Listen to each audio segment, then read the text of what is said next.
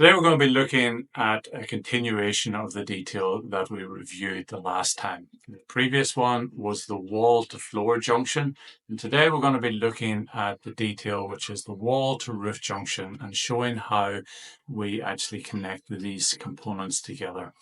We're going to be again looking at the three key layers that make up any sort of high performance healthy building.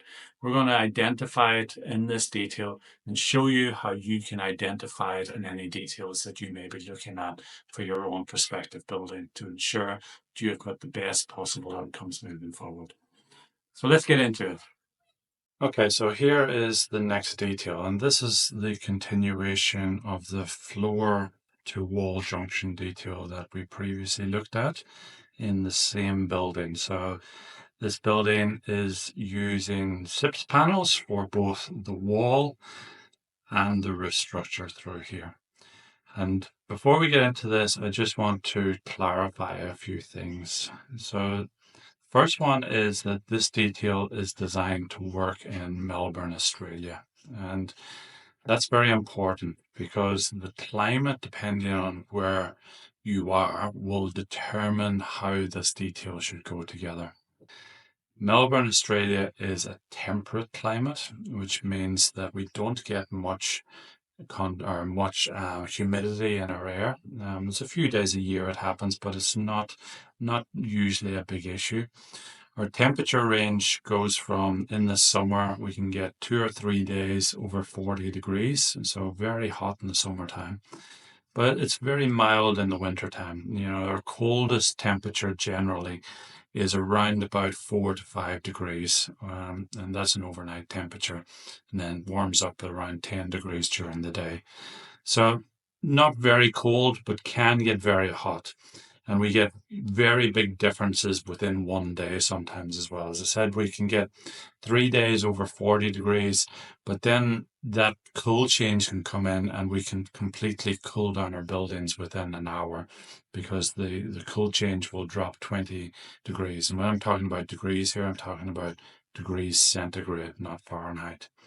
And so we get these huge big swings that comes in a cool change, which allows us to ventilate the building out naturally. But the difference between a temperate climate and a more tropical climate or a cold climate, for instance, in a tropical climate, the air barrier wouldn't be on the inside, it would be on the outside of this structure. The structure itself would be identical. It's just we need to ensure that we protect this structure from the main source of moisture. And in a tropical climate, that main source of moisture is the atmospheric air itself on the outside. In a temperate climate, the biggest risk of moisture is actually coming from the inhabitants of the building themselves. They are the ones that are cooking, cleaning, and creating moisture within the internal space. And our fear is that that gets trapped into this structure itself. So we want to ensure that we extract that out of the building and ensure it doesn't get captured in this structure. The second thing to say about this, just before I jump into the detail, is that the form of this detail is very specific to this building.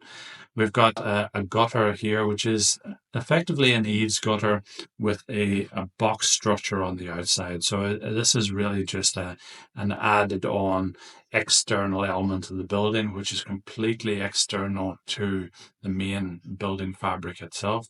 If this gutter happens to leak, we've got the ability for it to drain out outside of the wall structure itself so that none of that problem would come inside the building. But this could easily be just an extended eave that comes the whole way down here with a gutter on the end. So, you know, this is kind of irrelevant. What we're going to talk about here is the generic way that we can set up this sort of building detail to work for multiple different types of structure and geometries of building. So let's just jump into it. We'll again highlight the three critical layers that we did in the wall to floor structure previously. And we'll start with the airtight layer on the inside. And very similar to the previous one, the internal face of the structural insulated panels or SIPS for short, is inherently airtight. It's got orientated strand board, which is an airtight product. It's a timber product with lots of resin in it, and that makes sure that it's actually quite airtight. The only issue that we have with it is the joints between the panels themselves. So we run some specialist tape between those joints to ensure that we connect the panels together and create a nice airtight surface. The roof structure in the building is actually identical to the wall, but just rotated around. And that's generally a rule of thumb for any type of structure. If you take a detail that you've worked out for your wall structure and then turn that on its side to create a roof structure, you've done a good job, and that should actually work relatively well. So you'll see on the inside of the roof structure, which is also SIPS panels, we've got the same scenario, and we just need to tape between the two junctions of those two buildings, main structural elements. So that is air tightness taken care of, and that's going to do a good job at getting our air tightness down to passive house levels, which is 0.6 air changes per hour at 50 pascals of pressure.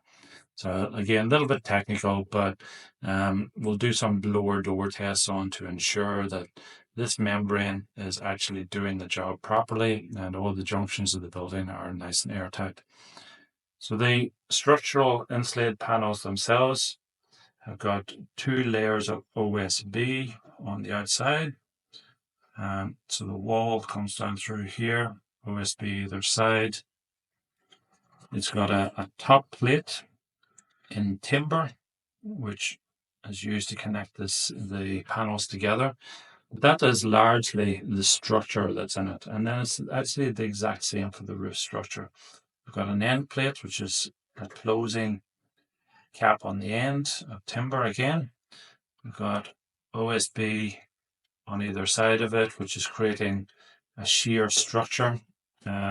So this whole thing works as a structure and a shear pattern structurally, which is very important. And then in between these timber elements that we just drew, we've got a beautiful layer of insulation which sits right in here, nice and fat and completely undisturbed of any other structure. So there's no thermal bridges through this. It's just performing really nice because this uninterrupted insulation layer is doing a great job of protecting us from the variance of temperature from one side to the other. And then, as we mentioned in the last video, this timber is actually an insulative product in itself. It actually performs relatively well from a thermal point of view. And so we also color that in yellow. And so when you look at that now, we've got 2 of the layers working really seamlessly through here. We've got the airtight layer and we've got the thermal layer, both seamlessly working through this junction without any gaps in it. And that's the great thing about the SIPS panels is, they come prefabricated with all of these angles perfectly manufactured into it. So they sit completely seamlessly together. And that allows this insulation to really sit tight against the timber in all scenarios without any gaps. Then the external side of it, we want to ensure that we protect the outside of this from weather.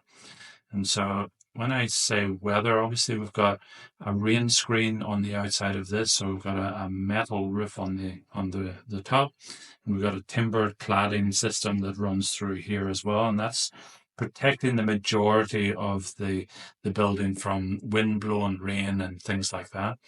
But we will get some situations where some of that moisture will get through these rain screens. They're not designed to be 100% waterproof. So water will get through there, and also atmospheric moisture as well. So, on a day when there's mist around or dew, that will also get behind these structures and dampen the structural insulated panels. And we need to ensure we protect these structures so that they remain dry and resilient for a very long time. So the way we do that is by wrapping them on the external side with a specialist membrane. And this membrane we call WRB, or weather resistant barrier. And in Australia, we use what's called a class 4 membrane, which is a smart membrane. And it's smart in that if this is the outside and this is the inside, if I can spell it right, it does two different things depending on the direction. So on the outside, any moisture that comes against it can't get through it, and it comes back out again and is repelled. On the inside, on the other hand, any moisture that happens to be in the structure itself can actually come through. So it's what's called vapor open. And so it works in two different directions. It keeps the moisture on the outside out, but allows any moisture on the inside to come through the membrane itself. And so, yeah, it's very clever. It works incredibly well for this type of structure to allow it to be breathable. And it's that breathability that gives this building its resilience and quality. And hopefully that'll ensure that lasts for a very long time. So that's the three key layers that we previously identified in the previous detail as well. But there are a few other things I just want to highlight as part of this particular detail as well. And the next one is this gap through here. So I'm just going to draw the underside of the inside face of where the next layer structure is. So in here, we've got a batten which is running along the same alignment as the roof. And these are hit and miss battens. And so in between those, there is an air gap. And on top of that, we're putting a sheet of plywood. And that plywood is the substrate then that allows our roof sheet to sit on top of that. And so the roof sheet comes down and then drains into our gutter at this point. And so we're obviously stopping any of that main wind-blown rain or atmospheric rain typically getting into this. But as I mentioned, there is atmospheric moisture as well that will get behind this. And so we need to ensure that we have a ventilated gap between here that allows that to, first of all, drain out. So if there was a leak in this roof anywhere through here and moisture got through, it would drain down this surface and straight down this wall. And if you remember the previous detail, this comes down to a point, and then we've got a cavity tray, which then allows that water to egress from the building itself and get away from the structure and keeping it dry. So water coming into this from that point of view is taken care of and allowed to drain out.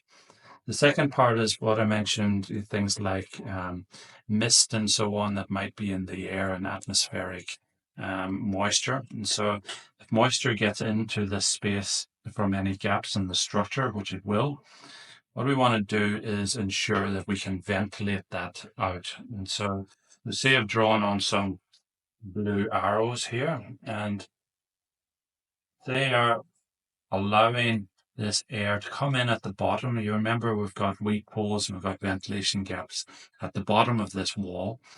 As the air comes into this, it starts to heat up a little bit.